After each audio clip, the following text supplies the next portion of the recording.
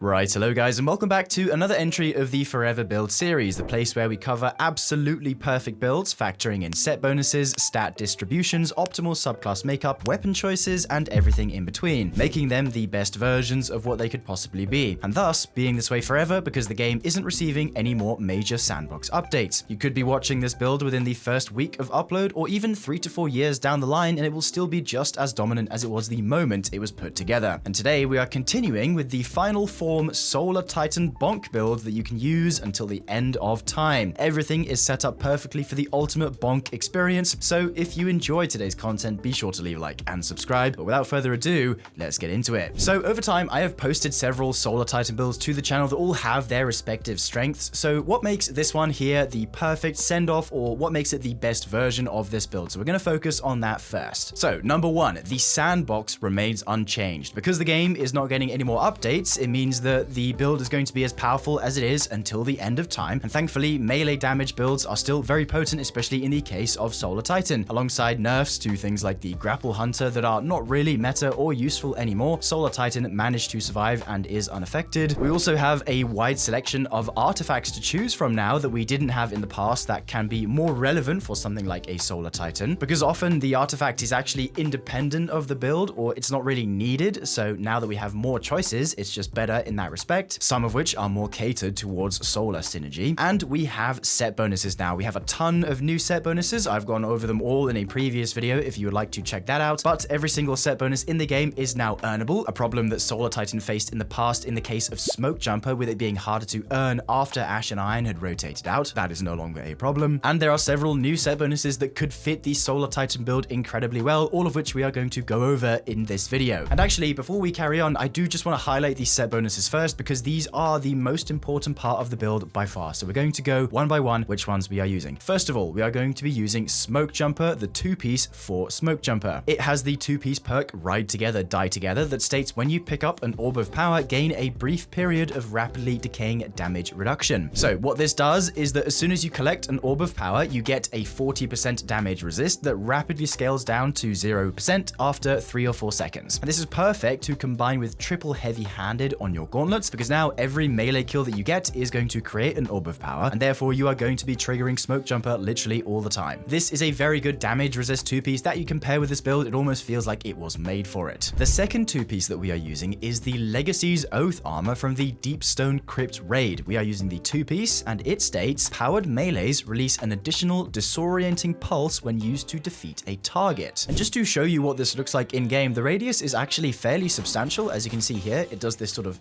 sound effect, and then there's the pulse that disorients any nearby enemies.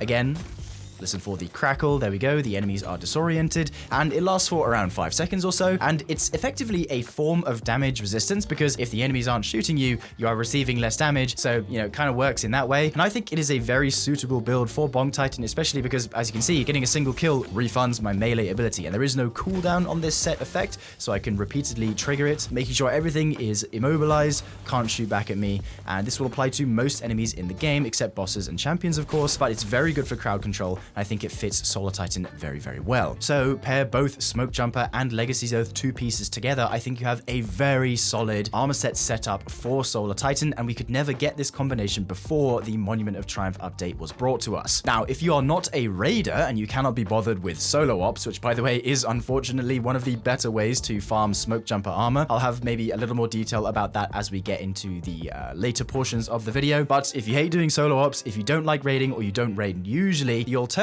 to both of these is actually going to be the full 4-piece Nessus armor, because with simply getting something like a special finisher, you are going to be getting a roaming 29.5% damage resistance, which you can carry around with you for basically an entire engagement. It's very easy to upkeep with something like Orbs of Power, so that is there as an alternative if you don't want to use these. However, I do think Smoke Jumper and 2-piece Deepstone Crypt is still slightly more optimal than the Nessus armor. However, that is an excellent alternative if you do not want to get the aforementioned pieces. So that is part number one of why this build is so permanently strong now. But moving into our subclass, let's take a look at how we configure it to be the most optimal for this build. So starting with the super, it is kind of up to you. You can use Burning Maul if you'd like to, if you want to go with like a Pyrogel Gauntlets or maybe Hallowfire Heart angle for damage, but I'm just using Hammer of Soul here because ultimately it doesn't really matter. This is kind of a build that I would use if I'm just playing any old activity like Arena Ops, for example. I wouldn't really bring this build into raids unless it was an ad clearing counter and I wasn't really fighting a boss. Solar Titan has never typically excelled with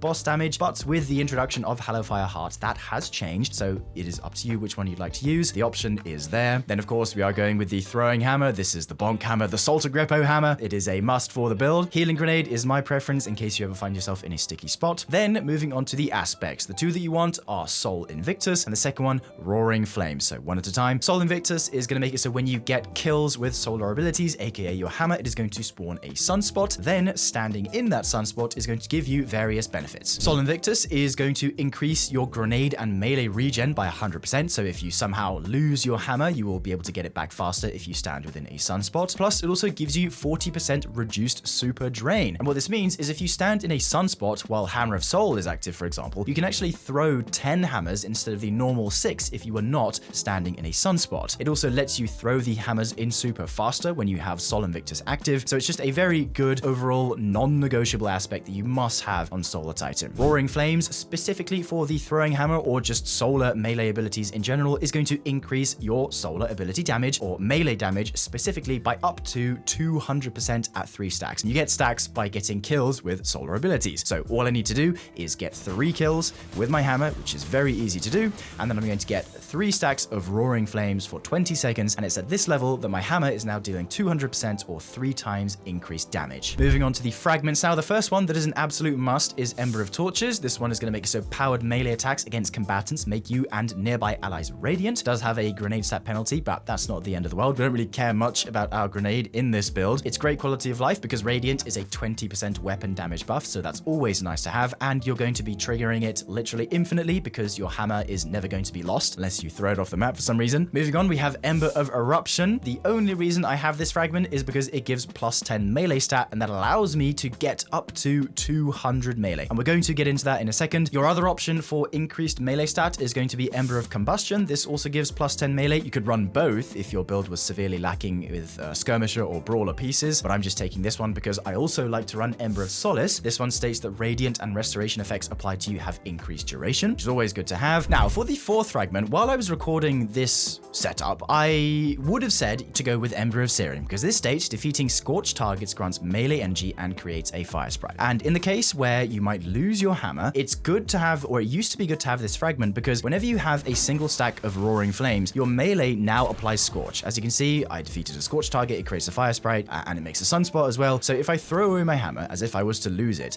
and then I was to get a melee kill, that should have given me melee ability energy, which it doesn't for some reason. And if I take Scorch from a different source, such as from an incendiary grenade, here I will chuck my hammer away and just look at my melee energy here. I'm gonna get a kill with my incendiary grenade. I get a tiny chunk of melee ability energy back. So I don't know when Bungie must have done this, but it appears that this fragment no longer works with the base Roaring Flames punches. This is something I wasn't aware of, so instead, what could we use? Well, dear viewer, I have 2 suggestions. Number 1 is Ember of Empyrean. This one states that solar weapon or ability final blows extend the duration of restoration and radiant effects applied to you, so this is going to be a great way to keep your radiant and restoration effects refreshed. Empyrean has basically always been good. And then the other option is Ember of Ashes. You apply more Scorch stacks to targets, and this will apply to our sunspots. They will just burn enemies and get to that ignition faster, and with some of our mods on our artifact, it's probably better to take Ashes in this case because you don't necessarily need Empyrean with how often you're going to be meleeing things and activating restoration with all of your various sunspots. So I will say, let's go with Ember of Ashes until maybe Bungie, if ever, decide to fix the Ember of Searing interaction because this definitely used to work. Now, moving on to the weapons for the build, I am going with the Kvostov 7GOX, mainly because it's basically my favorite weapon of the entire franchise. I love using this thing in Destiny 2, especially with the Attrition Orbs catalyst that it recently got. It's another way of making a ton of orbs, and this obviously synergizes with Smoke Jumper to give us even more damage resist. It has Shoot-a-Loot, which is nice to get those orbs from a distance if we ever need them. Plus it has some artifact synergy as well. But to be honest, the weapons here are kind of up to you. If you wanted, you could use a 1-2 punch shotgun as well. Something like a 1-2 punch trench barrel threat level from Insurrection Prime. That could be a great weapon to add to this build if you wanted to go that angle, and then any sort of primary in this slot if you wanted. I've gone for Kvostov plus a Rocket Pulse in my case, but it's kind of up to you. However you want to play, just do what you would like. Now, after that, before we move on to the stats section, I do just want to highlight the exotic of choice for this build. You've probably already guessed it, as it's the same one that I've used in every other Solar Titan iteration, and that is the Worm God Caress. This one is simply going to make it so getting melee kills increases your melee damage up to a maximum of 400% at 5 stacks of the buff. Worm God Caress is super simple to play into. As you can see, as soon as I get a melee kill, I get 1 stack of Burning Fists on the left. Getting more melee kills keeps on filling the meter, and I can stack this all the way up to 5 times, which, as I mentioned, is the 400% increased melee damage. You could go with Syntheseps if you really wanted to, but I think Worm Gods is literally perfect for Solar Titan because it's so easy to upkeep. Literally every single ad that you come across, you are going to be meleeing with this build. Not much use from your weapons, really, unless it's kind of long range or you just want to use your weapons for fun. A lot of it's just going to be Bonk Simulator, and Worm Gods is perfect for this, but the option for Synthos is there if you wanted to. Now, moving on to our stats, as I alluded to earlier, because this is obviously a melee-centered build, we want to pour everything in our power into the melee stat. So we are going with 200 melee because at this level, our melee abilities are going to be dealing 30% increased damage, and this is a multiplicative scalar, so this is going to apply to all of our additive scalars and make them even larger, so 200 melee. We also have 100 super on here so that we get our super back the fastest as it could possibly regenerate. Then I've poured the rest into weapons. I have 155 here. You could have 165 if you had different tunings and maybe another melee stat booster as part of your fragments. However, I think 155 is a good level, and some of you might be scratching your heads like, why are you running weapon stats on a melee focused build? Well, my reasoning is that the health stat doesn't matter in PvE, especially on a Solar Titan build where you are getting your healing through restoration, sunspots, so on and so on. Grenade doesn't really matter either. We are getting healing from, again, our hammer, our sunspots, and class doesn't matter on Solar Titan. Of course, we do have Shield Burst now as a barricade altering power, but this isn't what you're going to run with Sunbreaker or with Solar Titan because it's just too Sol Invictus and Roaring Flames are too good to give up for Shield Burst, as cool as it is. So class doesn't really matter. So I just thought, why not pour the rest into weapons? Super and melee are obviously very important, but once I have 200 melee and 100 super, then I'll just go the rest into weapons. And the nice part about this distribution is that it's only possible now. It wasn't possible in the past because of the new archetypes. And actually, every single one of my pieces is a Skirmisher archetype. Skirmisher has a primary stat in melee and a secondary stat in weapons. It is the direct power creep to Brawler, because some of you might remember Brawler was one of the original 6 archetypes, and it has a primary stat in melee, which is great for melee builds. In fact, Brawler pieces is what people used for their Solar Titans in the past. It's what I used as well, but it had a secondary stat in health, and you know, we all hate the health stat around these parts, so thankfully Skirmisher came and gave us a much more useful secondary stat, that being weapons. So every single one of these is Skirmisher, and also the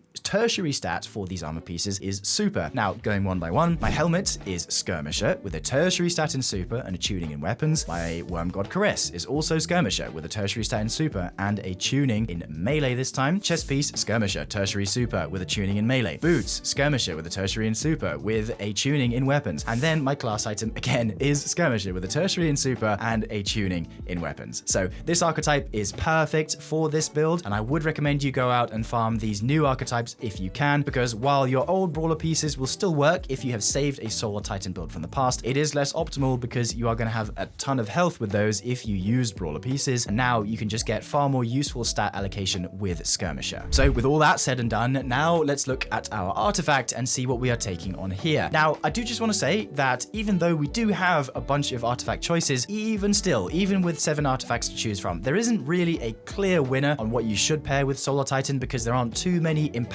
impactful solar mods, especially because the build by itself is already so impactful and it does so much damage. An artifact isn't going to help that much, but that being said, I have chosen to go with the Hunter's Journal artifact because, number one, we have Shield Crush on here. This one is going to make it so while you are amplified or radiant, your grenade recharges faster and deals increased damage. Obviously, that's not going to apply to our healing grenade, but it just means that we're going to get it back slightly faster. And if we're ever in a team scenario where somebody is giving us Woven Mail, Frost Armor, or a Void Overshield, our melee is also going to do slightly a more increased damage, which is nice. For the second mod, we have Solar Fulmination. Your ignitions do increased damage in an increased radius, which is great for our sunspots if they ever trigger an ignition from being on a group of targets or just a singular target for a long enough time period. Then this artifact also has a couple auto rifle boosting mods. The first one being Sustained Fire. Continuously damaging combatants or healing allies with an auto rifle grants you damage resistance. And then we also have Targeting Autoloader. While you have an auto rifle equipped, defeating combatants reloads your equipped weapon and temporarily increases weapon damage. And this is up to a 20% increase in auto rifle damage. So that's going to synergize very nicely with our Kvostov. And the resist actually that you get from Sustained Fire, I believe, is resist ×2. So that is another 25% damage resist that you would get on top of this, which is very nice to have. For the fifth mod, we have Radiant Orbs. When you have a solar or prismatic subclass equipped, picking up an orb of power makes you radiant, which is yet another source of radiant. Works very well with Shoot to Loot from Kvostov. Then for the last two mods, I have Elemental Siphon to make it so rapid funnel blows with a kinetic weapon or a weapon matching your equipped super creates an elemental pickup that matches your equipped super for those fire sprites. Then Energy Diffusion Substrate for some bonus damage resistance versus combatants. Finishing up with the mods now. On the helmet, I'm taking one copy of Hands On. You could do two if you really wanted, but I also like to pair this with a special ammo finder so that I never really run out of special ammo for my rocket pulse. Then a kinetic siphon as well so that kills with Kvostov make additional orbs. For the gloves, you must run triple heavy-handed so that every melee kill you get creates an orb of power that synergizes especially well with our smoke jumper armor. For the chest piece, I have general resist mods. Then for the boots, I have stacks on stacks, an enhanced athletics mod as well, because why not? You could replace this for like an innovation or an invigoration if you really wanted, but it doesn't really matter. A solar scavenger for my rocket pulse. And then for the class item, I have double powerful attraction and special finisher. Now, as far as the optimal gameplay loop for this build is concerned, it is literally just bonk. Bonk everything that you see in sight. As you do so, you are going to generate orbs, which is going to trigger the smoke jumper armor set. Getting melee kills is going to trigger the disorienting blast from the deep zone crypt armor, which is very good for crowd control. As you do so, your melee is going to be getting a ton of additional damage from worm guards, from roaring flames, and you can just keep going, being an unstoppable powerhouse solar titan. Also, quickly before we end off, I did just want to point out, if you were looking to farm smoke jumper armor, the best way to do so. And right now you have two options. Number one is to fill up all of your exotic engrams, as in make your exotic inventory completely full. So all I would need is 3 more engrams. And then if you beat Master Lost Sectors, the engrams will obviously go to your post because your engrams in your inventory are full. When you pull those engrams from the postmaster, they will either be a Tech-Sec, Ferropotent, or Smoke Jumper armor piece. So that is a good way of getting more Smoke Jumper gear, because the main way is just by farming Vanguard rep and then focusing the pieces that you want at Zavala with the Vanguard engrams that you get. Now, that method is kind of slow because getting Vanguard rep is kind of, so-so, más o menos. I managed to get both of my Smoke Jumper pieces by doing the method of the Lost Sectors, but honestly, guys, I was just lucky. It is going to take you a while to get the Smoke Jumper pieces, or at least good pieces that you want in the archetype, for example. But if you want my recommendation on how to best farm Smoke Jumper, if you're willing to put yourself through it, unfortunately, solo ups are the best because they give 100 rep per completion. So we're going back to Edge of Fate Caldera K1 Simulator. But if you don't want to do that, you can fill up your engrams and then do the Lost Sector method. Just wanted to let you guys know that those are basically the two main ways that you can get this armor. Now, here is the fashion for the build. I've gone for the classic Stormtrooper look. I always seem to gravitate towards the Stormtrooper for my Solar Titan setup, so I thought, why not do it one last time? And as always, the dim link for the build is going to be in the description for you to copy hassle-free. With that, we have come to the end of the video. I really hope you enjoy the build, and I hope you go and put it together yourself. Good luck farming those skirmisher pieces. Anyway, that's all from me today, and I will see you in the next one. Bye for now, dear viewer.